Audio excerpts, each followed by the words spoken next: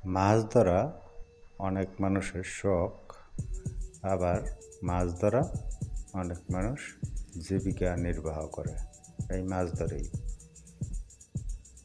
মাছের বিভিন্ন ফাঁদ পাতা এবং বড়শি দিয়ে মাছ ধরা এবং বড়শি ছাড়াও যে বিভিন্ন রকমের প্রক্রিয়া আছে মাছ ধরার, সেই দৃশ্যগুলি আজকে দেখব যে কীভাবে মাছের বিভিন্ন রকমের প্রক্রিয়ার মাধ্যমে এবং ফাঁদ পাতার মাধ্যমে মাছগুলি ধরে।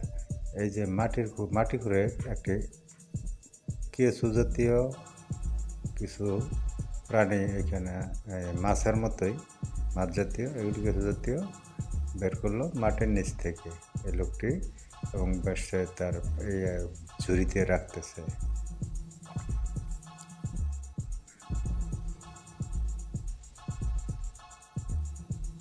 অনেকগুলি মাটি করতে হচ্ছে, সব জায়গায় পাওয়া যায় না, বিশেষ কিছু জায়গায় এই যেগুলি বসবাস করে। এবং এই যে এটাকে এক ধরনের পারণ বলা হয় আমাদের আঞ্চলিক ভাষায়। সে এই খাল বিলে এই পারণ দিয়ে এভাবে মাছ ধরে, এবং মাছগুলি খুবই গুড়া মাছ। একটা জিয়াল মাছ দেখলাম, আর এখানে কি মাছ আছে, আর এখানে তেমন বড় কোনো মাছ নেই। এই পাথরের মাঝে, সমুদ্রের না, ঠিক পাহাড়ের কাছে এটি একটা চাইনিজ যন্ত্র যেটাকে মাছ শিকার করা হয়। আসলে এটার মধ্যে অনেকগুলি কাঁকড়া ধরে এনেছে এটার মধ্যে দিয়ে। পাহাড়ের নিচে বা গুহায় পানির স্রোত যেখানে থাকে সেখানেও কিন্তু মাছ বসবাস করে, এবং সেখান থেকে তারা মাছ শিকার করে। এই যে এখান থেকেও সে একটি মাছ মনে হয় ধরছে, একটি বড় মাছ ধরতে পেরেছে, বাটিতে রেখে দিয়েছিল, এভাবেই সে মাছ ধরতেছে।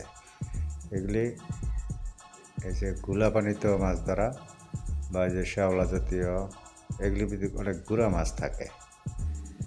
এগুলি বিলের মাঝে, এটি একটি বিল, বিলের মাঝে পারণ বলা হয়। পারণ জাতীয় যে বিভিন্ন রকমের প্রক্রিয়া, জাল তৈরি করে সেখানে মাছ ধরে আর কি।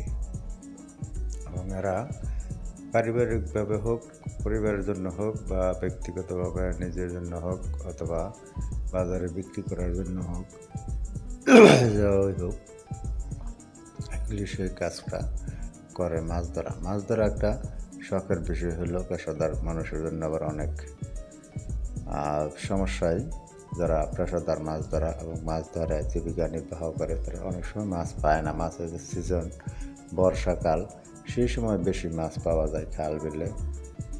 এইখানে ওই বিলের মাঝে পাহাড়ের এই যে পানিতে, এখানে যখন পানি জমে তখন অনেক মাছ আসে উপরের ঢল থেকে, সেখানে অনেকগুলি মাছ পেল।